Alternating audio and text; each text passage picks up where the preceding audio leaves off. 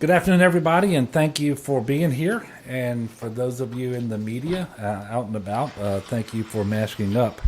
Also want to thank folks who are tuning in from around the state today. I am joined today by a couple of outstanding leaders of the National Guard. We have General Joseph Lingell, who serves as 28th Chief of the National Guard Bureau. He is a member of the Joint Chiefs of Staff, and he works out of Washington, D.C. He is visiting us today, and he was here about 4 years ago, as I recall, for a natural disaster when we had flooding. But it's certainly a joy to welcome him back here. And I am especially appreciative of the work of the National Guard here in the state of Louisiana and around the country. And I can tell you, if there's one consistent theme every time the governors get on the phone, whether it's with the president and the vice president, or whether it's a governors-only National Governors Association telephone conference, the one thing that every governor has in common is how excellent their National Guards are performing. And that has a lot to do with General Lingell's leadership, as well as just the quality of the guardsmen and the airmen, the soldiers and the airmen around the country. I'm really proud of the work that's being done here in Louisiana by our National Guard. And of course, we're very familiar and accustomed in Louisiana to seeing our National Guard perform just tremendous service in difficult circumstances. But this particular public health emergency is very different than what we've seen before. We've had more than our fair share of hurricanes, tornadoes, floods, you name it. But this pandemic with the coronavirus is just very different. You should know that we now have over 1,425 soldiers and airmen assisting with the COVID-19 response, but you probably don't really know what they're doing. And these are just some of the things that they're doing. They're providing medical services, they're doing engineering assessments, commodities distribution and support, managing our warehouse, all of the ventilators, the PPE, and lots of other things flow through our warehouse. They're providing shelter assistance, traffic control point and drive-through testing, site support, proper PPE training. They're assisting at food banks. They provide liaison officers to parish emergency operations centers. They did suitability assessments for different facilities all across the state of Louisiana as we were looking regionally to identify the best places to surge our medical capacity. They actually do work with LDH here out of GOSEP on modeling and so forth, and many, many other functions. And so I want to thank General Keith Waddell for his leadership and all of the work that's being done by the soldiers and the airmen of the Louisiana National Guard. I've always said, and I still say it, and I absolutely believe that we have the best in the business. General Lingell cannot agree with that, and I understand it, but I know he understands just how good our National Guard is. And they're not just good at disaster support and helping us to respond to these things. They're also good in their warfighting mission as well. We have over 100 soldiers and airmen who are deployed overseas right now. And by the end of this year, we will have 2,700 deployed with the 256th Brigade that will be going overseas. And so it's a tough thing to manage, but they do a great job. But I can tell you this, the state of Louisiana today is a much better place than we would have been without the service of our National Guard. And I want to thank General Lingell for supporting our efforts at a national level, one of which is to get the Title 32 status extended beyond the initial 30 days, which will have tremendously positive impacts on the individuals who are serving because of the additional benefits that they're now going to qualify for. And what I'd like to do is I'm going to ask General Lingell to come up and deliver some remarks, and I'm going to ask you all, if you have questions for him or for General Waddell about the National Guard, that you ask him while he is at the podium, because I know that he has one more meeting and then he has to leave at 1:30, or as he would say, 13:30 hours, because he's got to get to another location. So if you would ask your questions of General Lingell while he's at the podium, and then I'll come back at the conclusion of that portion of the press conference. General Lingell? Governor Edwards, thank you very much, sir, for the great remarks and rundown of what your National Guard is doing. And I'd like to add my congratulations and thanks to the Adjutant General, General Waddell, again, for his leadership of one of the greatest National Guards in the United States of America, without a doubt. So thanks for letting me come see firsthand. And if I could just remind you, the entire Department of Defense, including the National Guard, are trying to do a few things. One is keep ourselves safe and able to perform our missions. So we want to protect ourselves, and as I've gone around Louisiana today and seen the care with which the men and women are complying with CDC recommendations and social distancing to minimize the transfer and make sure that they're ready to do their missions, and so that we can respond to the crisis as our nation and as a governor, as Louisiana needs it to do. Let me just mention that I have seen Louisiana National Guard men and women all over the world.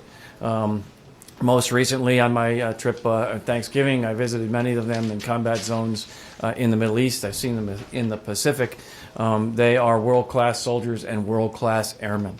And I don't think we could be any more proud of who they are and what they're doing. Notwithstanding, I want to share with you the enormity of this impact of this event on a National Guard scale. As of this morning, we had 43,500 National Guard members across the nation, including 1,200 here in Louisiana, that were responding to the COVID-19 pandemic. These numbers are continuing to rise. Over the next week or so, we will cross 50,000, I think, men and women of the National Guard who are called to duty for our nation by the governors in their states. We have not had a response this large from the National Guard since 2005 and Katrina, when we did have men and women from every state and every territory participate in the events here in Katrina, more than 50,000 since that event. So this event in every state, the difference being this is happening in every state, not just in the Gulf region, Louisiana, that's happening. So this is obviously a historic event, and it's requiring a historic response. I need to just express my supreme gratitude and admiration for the men and women who serve. Where our nation finds these men and women who will both maintain their lives as civilian and yet don this uniform as the governor needs them, or as the president needs them, to come to serve our country, to come and serve our states and our towns and our homes. It is something special. And we should be, as a nation, with the other first responders and those who are doing the response in this thing, very grateful. We thank their families, we thank their spouses, we thank their employers who share them with our nation to come when our nation needs them to come away from their civilian occupations. I thought that, the governor mentioned Louisiana is no stranger to needing the National Guard to respond here in the homeland. Condolences to the families who lost someone just in the tornadoes here in Louisiana just last night. As the governor mentioned here 4 years ago for floods, numerous hurricanes between then and now, and the Louisiana apparatus. It is the hub as a National Guard organization for where we bring together all of the nation every year to plan for the all hazards type responses that we have learned so much about from responding here in this part of the country. So not just tornadoes, National Guard members are on duty with cyber activities, ransomware, all the like. The unique apparatus of what we're doing, not just soldiers or airmen, but we are guardsmen. And that special piece of the guardsmen that allows us to come to duty when our governors need them makes us special. And I think, I just would mention one last thing in closing is it's not what we do that in our military specialty that is so always so valuable, but it's the innovation. It's the skill sets that our members of the National Guard bring with them from their civilian lives into the tasks that the governor asks them to do when they put this uniform on, whether it's just in this warehouse that I just visited that has on display an innovative way to distribute high-value medical apparatuses around the state at a moment's notice should people need them. and whether it's an infantry man who's actually running a testing facility, or whether it's someone else that is a truck driver or an intelligence officer that happens to be working in a food bank, which I came today from the Baton Rouge Food Bank to see that 2 million pounds of foods have been distributed to all the parishes here in Louisiana. It is a unique contribution, and as military components go, the National Guard was built for this. And if you were going to design a component that could do both the warfighting mission and the domestic operation missions, you would invent who we are and what we are doing today all across the nation and here in Louisiana as the National Guard. So thank you all very much for letting me say, and with that I'll be happy to take any questions you might have. Nobody? Nothing. Let me off easy. Y'all saving up for me, huh? All right. General, thank you so very much. Thank you, Governor. Thank you very much for letting me come. Appreciate I you. appreciate it. Come back when we know I have a disaster. I will. Thank you, sir. Thanks, everybody. Thank you, General. Yes, sir.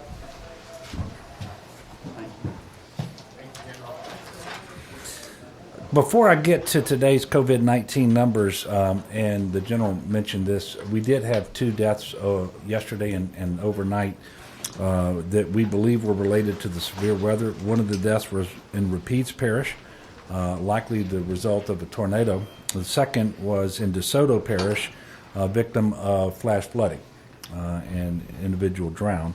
We also had thousands of people who were left without power due to the storms.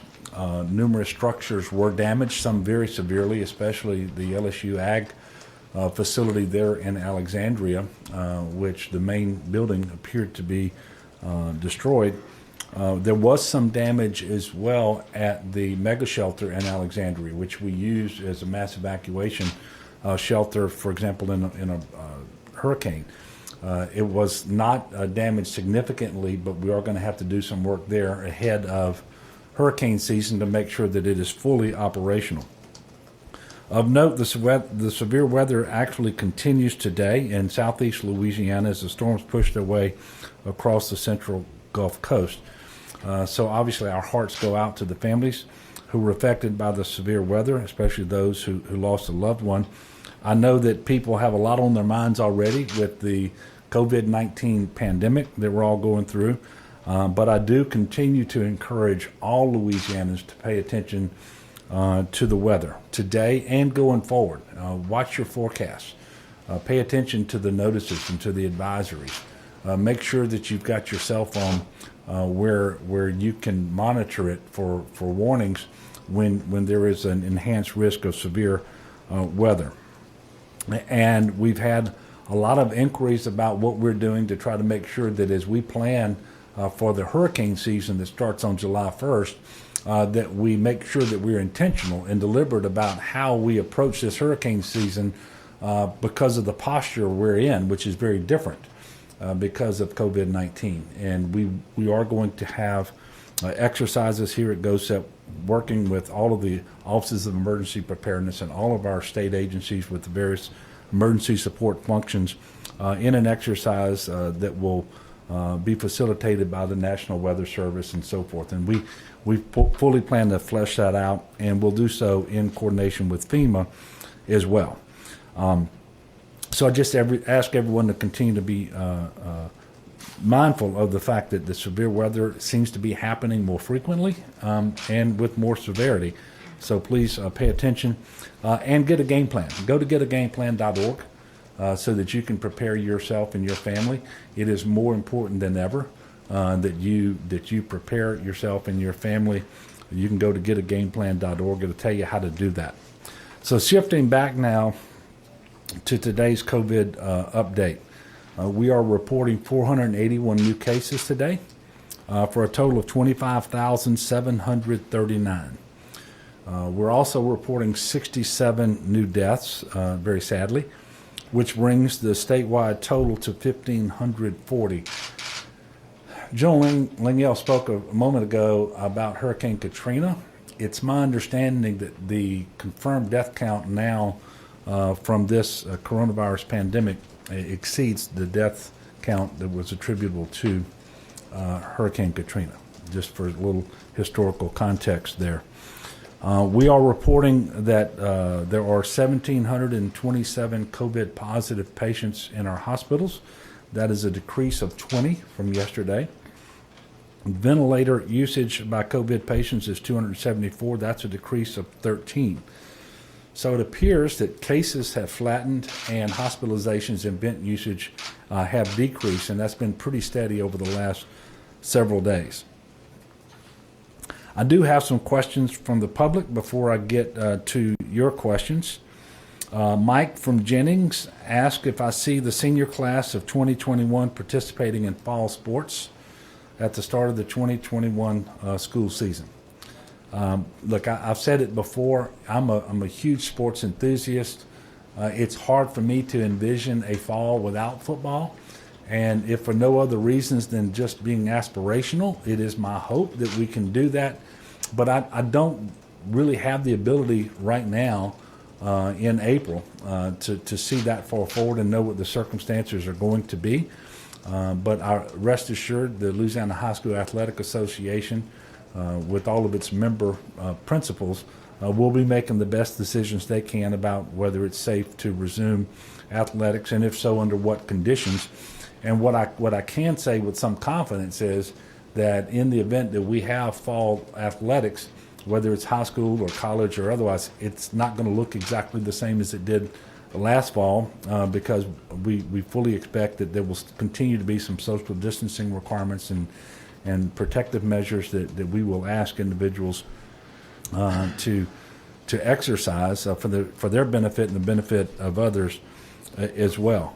And the Department of Education will be working on exactly what the school year will look like, working with the CDC and others at the Department of Health here in Louisiana to make sure that they do what's in the best interest of our students, that adequately protects public health and safety. Rose from Napoleonville asks, is there medical assistance available for employees who've been laid off? If you have lost your job or had your hours reduced and therefore your income reduced, you may be eligible for Medicaid now. After we did the Medicaid expansion, that eligibility criteria is 138% of the federal poverty level. So there are individuals out there who may not have been eligible before but are eligible now. And you can apply for Medicaid online at mymedicaid.la.gov. That's mymedicaid.la.gov. Or call 888-342-6207. That's 888-342-6207 to inquire about your eligibility. During the federal and state declared public health emergency, Louisiana Medicaid is keeping members covered. Current Medicaid members will not lose coverage for any reason other than their death, permanently moving out of state, or requesting to have their coverage ended. Additionally, the federal stimulus check issued under the CARES Act will not impact Medicaid eligibility, so it will not count towards that cap of 138% of the federal poverty level. So with that, I am going to open up for questions. Leo in the back. Thank you, Governor. Governor Cuomo in New York right now is giving his own press conference, and when he says an antibody test up there is proving that their numbers could be 10 times higher than what the official count is. At the same time, down the East Coast, the Georgia governor says he's going to lift the order in 7 days under pressure. So are you going to bow to that same kind of pressure here and lift your order in 7 days, or are you going to use Georgia as a guinea pig? Well, I don't accept the premise of the question about the guinea pig and so forth. We're planning to move forward in Louisiana as we are able to, if we meet the criteria, the threshold criteria, to move into phase one. Obviously, I'm not making the announcement today because we've still got a ways to go. But the current order expires on April the 30th. It would be nice to go to phase one on May the 1st. We still are evaluating whether we will meet the criteria and exactly what that order is going to look like, because as you know, what the federal government has issued is a series of guidelines as guidance. And so we're going to continue to move in that direction and we will know more soon. And it would be my expectation that at some point early next week, I have to tell the people of Louisiana what to expect by the end of the week, and that's when we'll have that announcement to make. As I mentioned before, at the very least, our cases are flat and have been for a number of days. Hospitalizations are down, and vent usage is down as well. And it appears that we've pretty much plateaued on the daily reports of deaths as well, although, the deaths are obviously much higher than we would like them to be. And, of course, you really don't want anything over zero when it comes to deaths. But we intend to move forward in a way that is smart, that protects public health, and does start to reengage our economy. And what I've said before, I think bears repeating now. I want people to have their expectations in check, because phase one is a very gradual easing of current restrictions, and it's not as if we're going to be opening just going back to where we were before this pandemic struck. That's not the case, and so we believe that when we meet the gating criteria, those threshold criteria, that we will be able to go to phase one, accompanied by robust testing and contact tracing as we need to. Yes, sir. As we've seen the numbers continue to get smaller and smaller, are you simply going by the criteria laid out in the guidance as far as relaxing some of the orders, or are there other factors that you're looking at? Well, we're applying our own independent thought, and we're talking to folks here at the Department of Health. We're talking to people who are in the business sector in Louisiana and others. And so I don't think what you're going to see is an exact, whenever we get to it, if it's next week or if it's 2 or 3 weeks from now, whenever it happens, you're not going to see us execute a plan that is exactly the recommendations for phase one that came from the White House, but it's going to be very close. And I don't want to stand here now and get in front of where we really are. We're still going through that analysis. We're putting together the plan, and if we're able to move forward next Friday, by early next week, you're going to have me here at the podium explaining what we're doing and what that's going to look like. And it just wouldn't be responsible for me to get ahead of that today. Yes, sir. Can you give us an update on Louisiana's effort to boost testing? You obviously said you wanted to be able to test about 200,000 people ideally by May. It may be closer to 140,000. And also the federal government has sort of indicated this is going to be a state responsibility. So what are you doing as a state to boost Well, as a state, we are doing everything we can to make sure that we expand our capacity. And by the way, we're trying to expand capacity in state for testing, so that, and we'll continue to engage private labs like LabCorp and Quest as we need to. But just to be more in control of the situation, we really want to rely primarily on in-state laboratories and creating a spoke and wheel model where we're going to have regions sending their tests to certain laboratories and to make sure that we are getting the test done as quickly as possible and the results known so that it can inform our contact tracing. The most difficult part is not really the lab capacity, and this is true for just about every state, and I can't speak for all of them, but I know that when I'm participating in the conference calls with the White House and conference calls with the National Governors Association, the problem isn't lab capacity. The challenges are trying to source the swabs, the viral transport medium, the reagent necessary to collect that specimen, have it preserved properly so that you can get a reliable test result from it. And so we're really focused on those things right now, sourcing those items and starting to manufacture more of them here in Louisiana.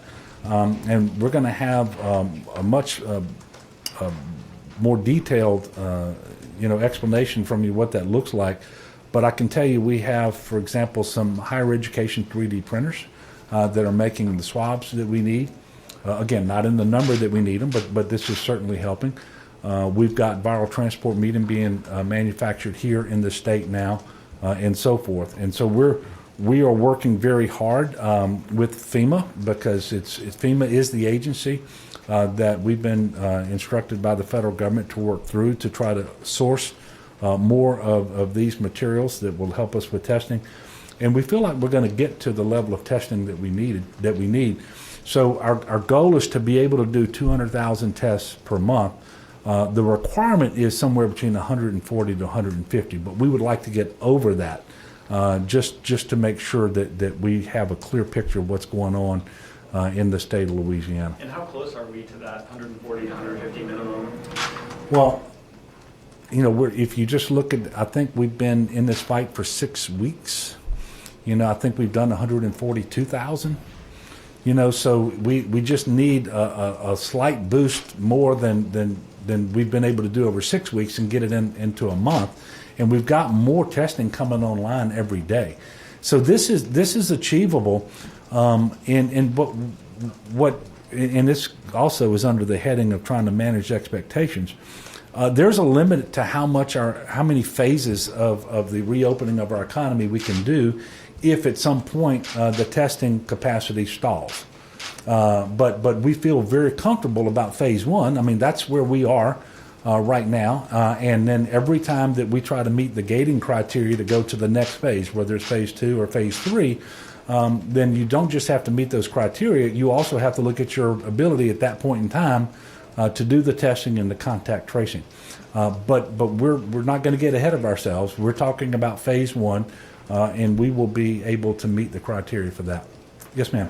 Governor, Senator McConnell has made some comments about not necessarily wanting to do much more at the federal level to provide assistance to states and perhaps allowing states instead to declare bankruptcy if they're having problems with their budgets because of the virus. So I guess what I'm wondering from you is, are you interested in the ability of a state to declare bankruptcy? Would you like that authority, or would you prefer additional money from the federal government? And have you gotten any guidance on the $1.8 billion that the state has already received? So I think you know the answer to that question before you asked it. Obviously, very disappointed in Senator McConnell. That is grossly irresponsible. And the much better approach is the one taken by Senator Cassidy, our senator, who, working in a bipartisan fashion with Senator Menendez of New Jersey, has introduced a bill in the Senate that would actually appropriate about $500 billion, not all of which would go to states, but much of it would, with tremendous flexibility so that states didn't have to do things like declare bankruptcy and have massive layoffs and other things take place. That is obviously a much more responsible path forward. And I'm heartened to say that publicly the president has agreed that in the next phase of coronavirus relief coming out of Congress, that states should be included. And so I'm hopeful that the president's view wins out and that Senator McConnell has a change of heart on this because it would just be horrendous for states to have to declare bankruptcy. And by the way, I'm not standing here saying that Louisiana would have to declare bankruptcy without any help, but to say that we would rather, or that he would rather, see a state declare bankruptcy than receive help is grossly irresponsible.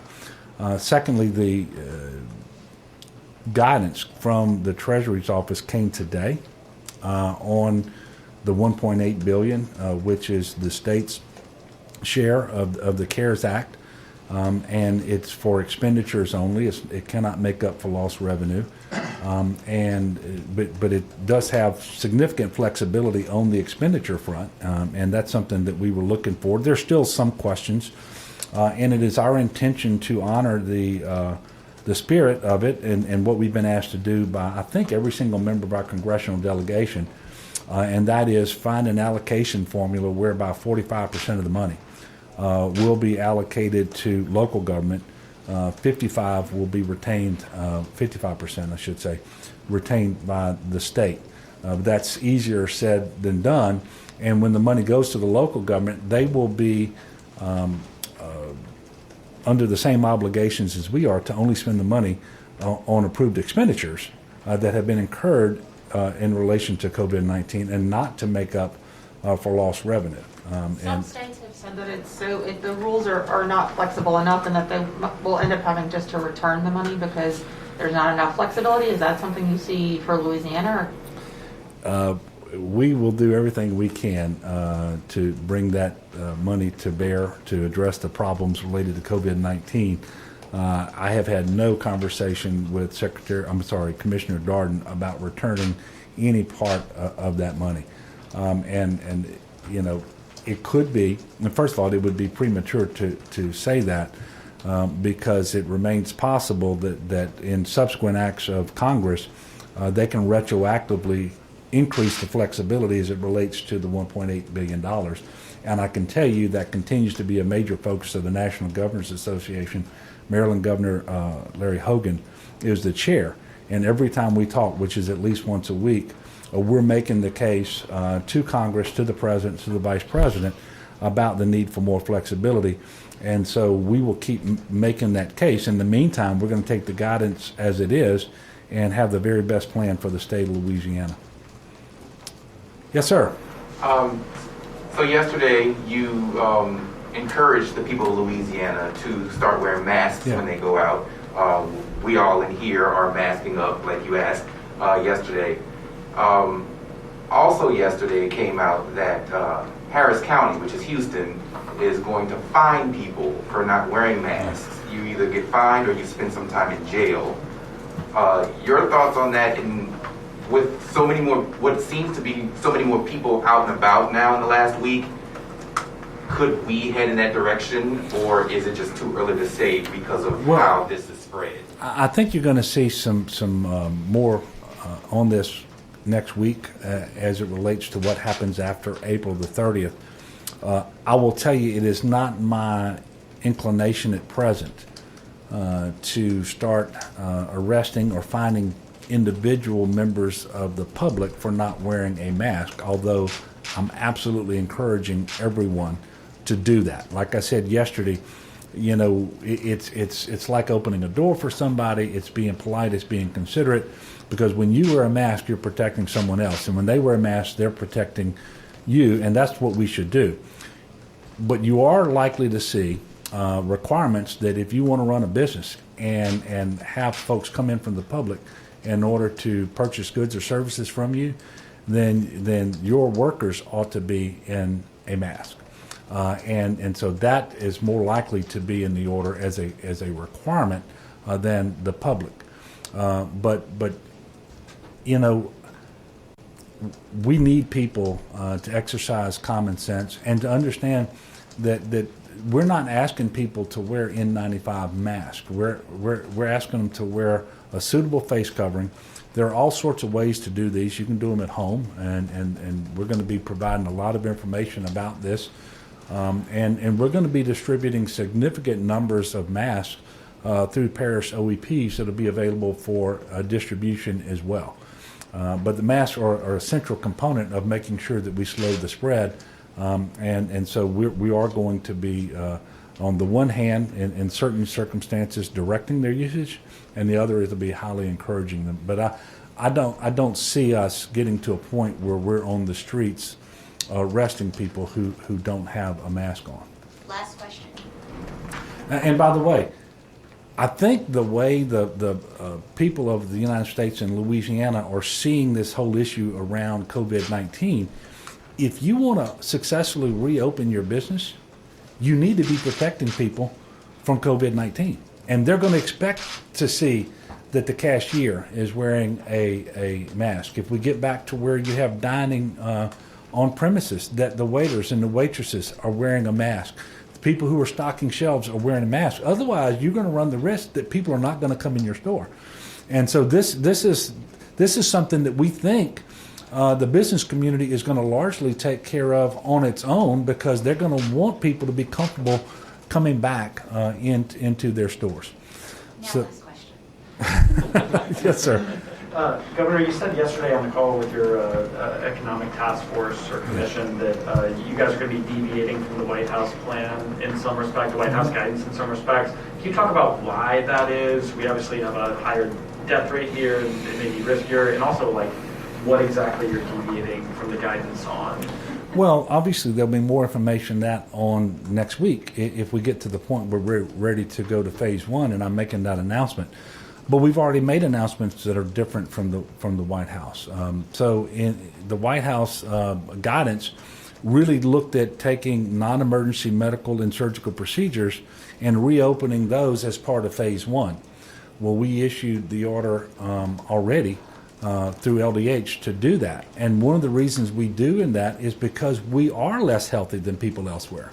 And we want them to be healthy. And so if you want people to be able to take themselves and make themselves healthier, they've got to be able to go to the doctor and get treatments for hypertension and for diabetes and other conditions. And so that's really a big part of this. We also know that the longer people put off routine things, the more likely it is that an emergency develops relative to that health condition that they're putting off treatment for.